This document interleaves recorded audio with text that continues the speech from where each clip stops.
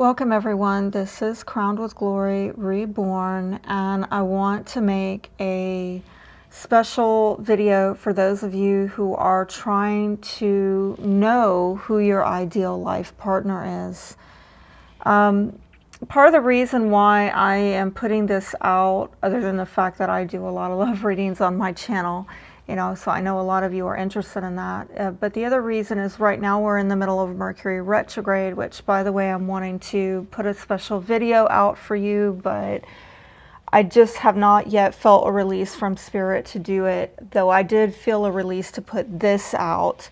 In a lot of my readings this month, and some of you might not be watching this video this month, but so that may or may not be relevant, but this particular month, there were a lot of readings showing that love from the past was going to be coming back, and there would be reunions, reconciliation, and like I said ad nauseum, people may or may not follow through with thinking, feeling, remembering. Okay, they might just keep it within and not even make contact or say anything. It will be different for different people, but a lot of times when Mercury goes in the retrograde, which typically happens 3 times a year, I get a lot of private clients who will come to me and they are almost obsessing over somebody from the past. Maybe they're having dreams, visions, synchronicities, and they're like, is this person thinking about me? Are we going to reconcile? What does this mean? Is this my twin flame? All these questions. And yes, that's something that I can get into in a private reading, but some of you, maybe you're not in the position right now to wait on one or, put forth the funds for that at this time. And so I do believe that this is a good time, Mercury retrograde, or really any time for that matter, if you haven't given careful examination to what your needs are with your love life, better late than never, right? And certainly during Mercury retrograde, if you're thinking about calling somebody up from the past, reconciling, know thyself, right? And this is a way that we could do this by looking into your astrology, really understand what are your needs, and maybe even look at that other person's needs if there's a particular person that you have in mind. I also do couples readings, but I'll talk about that at the end for those of you who are interested. For the purpose of this video, I want to focus on how you can know who your ideal life partner is. And it's kind of similar to a video that I put out last time, so we're going to go through a little bit of the same instructions where you need to know your birth data, okay, to pull up the astrology, to get your natal chart. Go over to Cafe Astrology and get their free natal chart. It's at astro.cafeastrology.com/natal.php. There are other sites, but for the purpose of this, we're going to use Cafe Astrology. And, make sure that you fill it out. And like I said in the last video, which was about knowing your life purpose destiny, those of you who haven't seen that video, you might want to check it out. But as I said in that video, I'll say it again. Don't get loosey-goosey about this stuff, okay? Put the exact time of birth, okay? If it's unknown, yes, you can click the unknown, all right? But if you want accuracy, if you want the whole truth, you need to put in your exact time of birth and your place of birth, and you click submit, okay? Now some of you, even though I just said that, you're gonna still be loosey-goosey about it, and you're gonna do a guesstimation, and you know what? You get whatever you get out of that, okay? I'm trying to tell you that your birth time is exacting as a fingerprint. Not even twins have the same birth chart because they're not born at the same time. So don't play around with this. Spare the expense and, you know, go down to your county clerk's office or wherever and pay the $15 that it costs out here in Texas, where I'm from, to get a copy of your birth certificate, which will display your exact birth time. It is well worth the investment. Don't play around with that. Get the exact birth time. Okay, I drove the point home, okay, as far as I could. Now, I'm going to say some of you have, you know, unusual circumstances where, for whatever reason, you do not have it. It was never recorded. There are astrologers out there who can, they can figure this stuff out. But I'm not. That's, not my level of expertise at all. So once you fill out all of this information on Cafe Astrology, like I said, you're going to click the submit button, and then it's going to take you to your birth chart report. And here you can see mine. And for those of you who, haven't done this before, yeah, take the time to read all of this, okay? It's quite important, quite relevant. But for the purpose of, this video, I'm going to show you what to focus on in order to find out who your ideal life partner is, okay? So some key things here. You want to know what your Venus placement is, because that's your love nature, okay?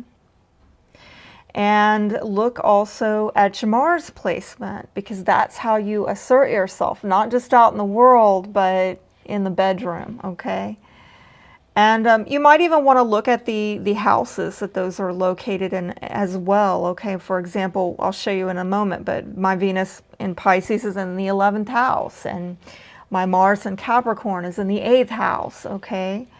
And you also, for some of you, you want to consider your moon placement, because this is going to give kind of an idea of what your emotional needs are in a relationship that need to get fulfilled. The houses you want to pay attention to is, what's going on in your 7th house. And I've got Neptune in there. That is just so lovely, isn't it? That was sarcasm, though, for those of you to get that. All right, and then you want to look at what's going on with your 8th house. Mars is in there. Why these houses? Okay, let me explain to you. Let's backtrack, because I got a little ahead of myself. 5th house is having to do with your dating life, fun, romance. 7th house is long-term committed partnerships, like marriage, okay? So Neptune there, and then 8th house, that's shared resources, sex, intimacy, and I've got Capricorn there. So just as a side note, you might want to look at the distribution of energies within your chart of masculine, feminine energy, and, cardinal versus fixed and mutable, and fire versus air, earth, water. So for example, just a little, this is off this topic a bit, but just so you know, like, I'm deficient in fire, okay? So this is one thing that helps me when I'm looking at a partner, okay? Like, I've got a lot of water. Look at all that water in my chart, 5 placements. So I do gravitate to a lot of water signs. I flow with them very easily. But then I find out when I'm in relationships with them that it's just a lot of floaty-boaty instability, especially if we're talking about, water signs who don't have a lot of earth in their chart. They're not grounded. They don't want to be grounded. Maybe instead they got a lot of fire in there, or prominent fire placements enough so that they're just kind of floaty-boaty, out of control, all over the place type thing, okay? I'm also deficient in earth, so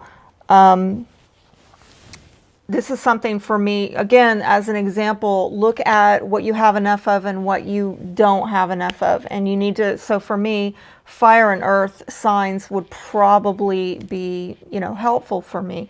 But we're going to go even deeper, okay? And let me say, because let me back up here. There were some things I didn't say. One placement you want to look at is your rising sign, because your rising can be an indicator of who your ideal life partner is, okay? But actually, correction, the opposite sign of your rising, okay? So for example, my opposite is Taurus, okay? And the opposite of Taurus is Scorpio, okay? So if I were to be with a water sign, it would probably, I would be best suited with a Scorpio. Aries and Libra are opposites. Gemini and Sagittarius are opposites. Cancer and Capricorn are opposites. Leo and Aquarius are opposites. And Virgo and Pisces are opposites. So whatever your ascendant is, the opposite of that is an indicator. It can be an indicator of a partner, a life partner that would be very well suited for you. But going back to these placements, one thing you want to do is also look at your Juno and your Eros placement. And I don't know why today Cafe Astrology was acting weird. We'll blame it on Mercury retrograde, but ordinarily they will have it listed here, the Eros and the Juno placement. They don't today for some odd reason. But why are these important? Because Juno is your ideal life partner. Your Eros placement is you know, what really sets off your desire, okay? What really gets you going. All right. And so if for whatever reason, like today, it's not showing here, I've gone to like an Eros calculator, you know, Google search that, what is my Eros placement or what is my Juno placement? And you can pull that up, okay? And then you just start searching, okay? So for example, you know, my Juno is in Aries. My Eros placement is in Cancer. It is good once you know these placements to also go back and look over where these signs are. So for example, like, do I have any prominent Aries or Cancer placements? Okay. Yes. I have my Chiron in Aries. I'm sorry. This Mercury retrograde, this is probably why I'm not filming the reading on your Mercury retrograde, because the tech is off, my communications are off, but let's roll with it, okay? Again, the Chiron would be listed here, but I just know this by knowing my birth chart, so I'm telling you. Look at the overlapping themes, okay? So for example, wow, I've got Aries and Juno and Chiron. What the irony, right? Because my ideal life partner placement is also my soul wound placement. Yeah, crazy. And then with my Eros in Cancer, well, ironically in my chart, I've also got my Saturn placement in Cancer. So it's almost like there's restrictions, limitations on all things Cancerian in my life. So there's a lot of self-awareness that you can do by connecting these dots. Now, similarly, you know, when you look into, you know, all of these planetary influence with your Venus, your Mars, look at, and your moon, look at the aspects, you know, and you can see them all listed here. Look at all these moon aspects, you know, and I've shown you guys in, you know, Pisces moon. You can Google this stuff. Trine Saturn, okay?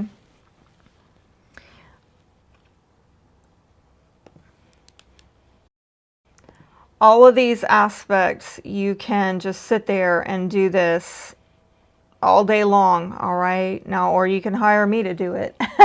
I'll talk to you about that at the end, but I'm just telling you, look at all these aspects with your moon, with your Venus, with your Mars.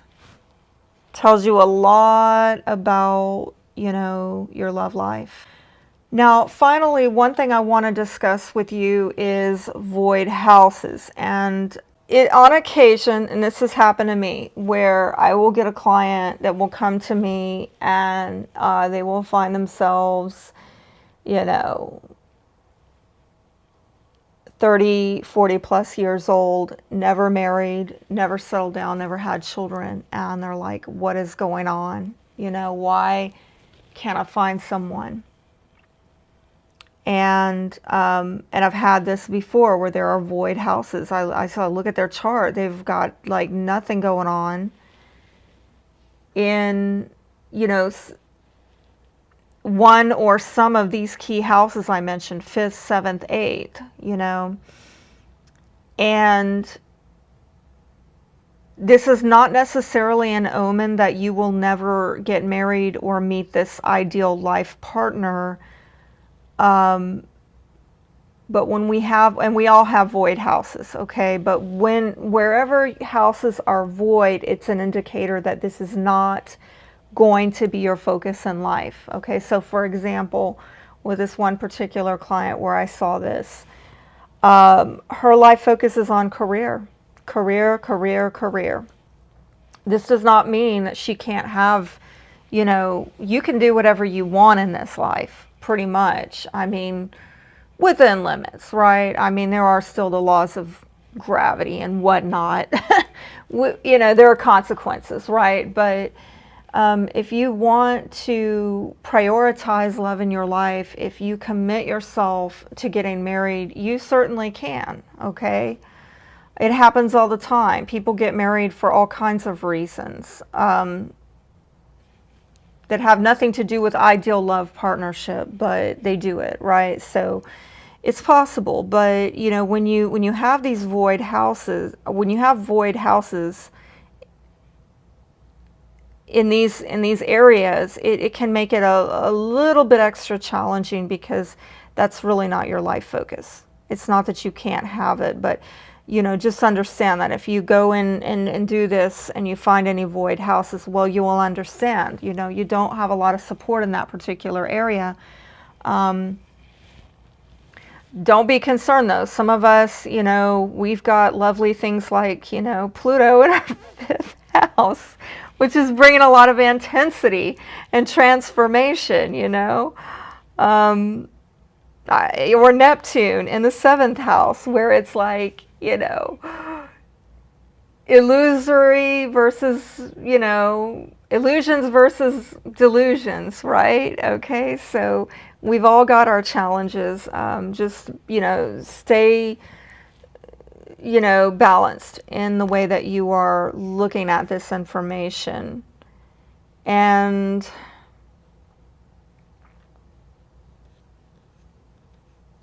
know that you can do all of this if, you know, you're interested in somebody. This is really the cool thing. You know, I wish I'd known this when I was younger, you know, because as I learned this stuff as I got older, you know, I started thinking, wow, I really would have saved myself a lot of pain had I known this. I do have clients that date a lot, and they come to me every time they've got a new partner, and I will tell them, you know, this is going on with this person.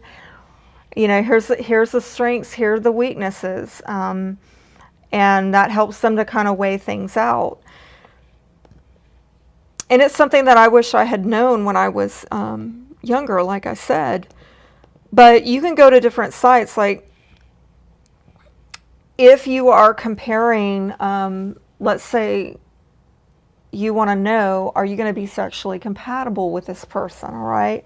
I'm going to put that out there, because when we're talking about an ideal love partner, you do not want to commit yourself to a lifetime of fidelity with someone who you have absolutely zero sexual chemistry with. Don't ask me how I know. Okay. You know, some things cannot, they cannot be created no matter how much time or effort you give it. It's not naturally there. It's not naturally there. There's other people who you just effortlessly, you have these fireworks. And yet it fizzles out, you know, because why? Because ultimately there's some maybe core incompatibility that the two do not know how to overcome, and then you lose it. Whereas some, you know, a couple might be stronger in a particular area, not necessarily sexual. They can get into marriage, they can be in a long marriage, but they are not, you know, compatible in that respect. How do you know these things up front? I would definitely recommend looking at sexual astrology, with the Mars and the Venus placements. I would really recommend this website, sexualastrology.com. And of course you need to like look at, you know your Mars placement and your Venus placement. And this is a good site. I think they have somewhere on here where you can also not only put your Mars and Venus placement, but also your prospective partners, or your partner's Mars and Venus placement. And then when you put all four of those together, you're able to see how your love nature and your sexual nature merge with their love and sexual nature. What's the compatibility of this? And that's really helpful to know, like, is this going to work or not? You know, I mean, obviously some people you meet and you just know, you know instantly, right? Other people you're like, I don't know, you know?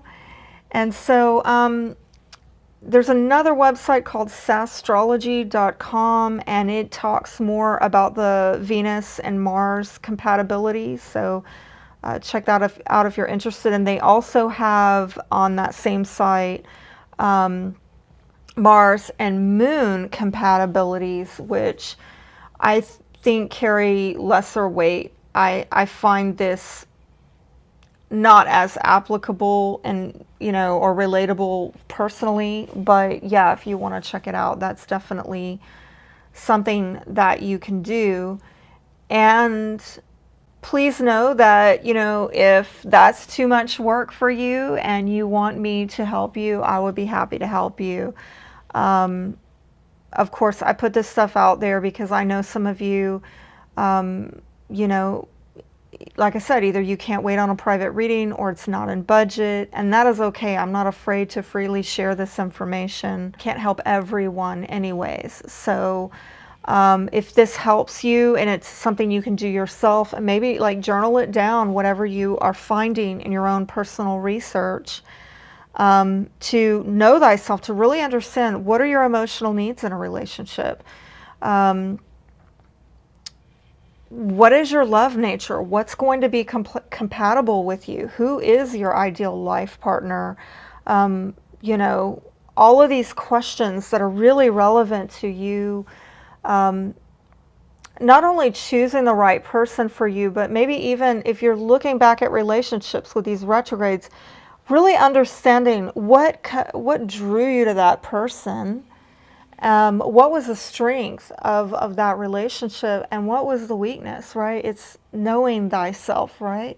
So I hope that helps you. And if you want me to do a reading for you, you know, where I can look at all this astrology, definitely reach out to me, because I have now released a new service titled My Ideal Life Partner Reading, 60 minutes long, and that's where I'm going to cover all the astrology that we discussed here with the 5th, 7th, 8th houses, your Venus, Mars, Juno, and Eros placements. But what I'm also going to do is a 5-card future love spread that is going to reveal to you how and when you're going to meet your future love, along with the oracle cards for advice. Now, if you are already partnered with somebody, an additional service you might want to consider is you know, a couples reading, I do have those, and that's where I look at the astrological synastry between you and this other person. That's where I talk about the strengths and the weaknesses in the relationship. And I will give advice on how to, you know, overcome the difficulties, the challenges that are inherent in the connection, or, you know, to strengthen weaknesses. I will, you know, help you with that. Of course, like I said, I've got clients that come to me for, you know, if they're dating several people, I've got the this one or that one reading, 60 minutes long as well, where, you know, honestly, we're looking at the same kind of thing. Like if you're trying to choose between two people, send me their birth data, and I'm not only going to pull the cards, but I'm going to pull the astrology. But yeah, if you are